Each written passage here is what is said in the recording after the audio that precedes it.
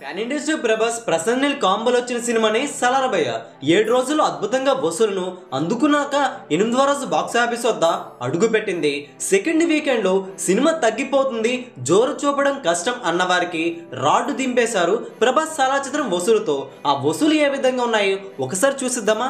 చిన్న రిక్వెస్ట్ ఏంటంటే ఈ వీడియోని అందరికీ తెలిసేలా లైక్ చేయండి, షేర్ కూడా చేసేయండి.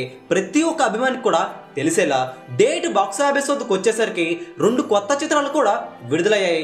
డే 6 బాక్స్ ఆఫీస్ వద్ద 13,50,00,000 షేర్ వస్తే డే 7 బాక్స్ ఆఫీస్ వద్ద సినిమా గ్రోత్ నైతే చూపించుకొని 13,75,00,000 వసూలునైతే అందుకోవడం జరిగింది.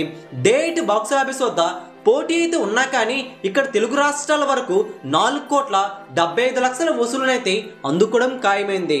అస్సలు ఏమాత్రం కూడా ప్రభావితం కాలేదు సలార్ చిత్రం. సలార్ చిత్రం కామన్ ఆడియన్స్కి అయితే నచ్చింది. అందుకని లాంగ్ రన్ ని స్ట్రాంగ్ గా స్టడీగా వసూలునైతే అందుకుంటూ దూసుకుపోతుంది బ్రేక్ ఈవెన్ వైపు.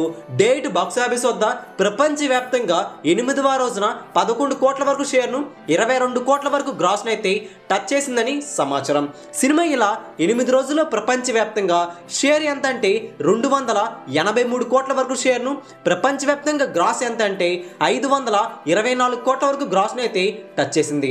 సినిమా బాక్స్ ఆఫీస్ వద్ద ఇదే విధంగా కొనసాగితే మరికొద్ది రోజుల్లోనే 65 కోట్ల వరకు షేర్ను రాబట్టుకొని సినిమా భారీగా హిట్ అందుకునే అవకాశం కనిపిస్తుంది.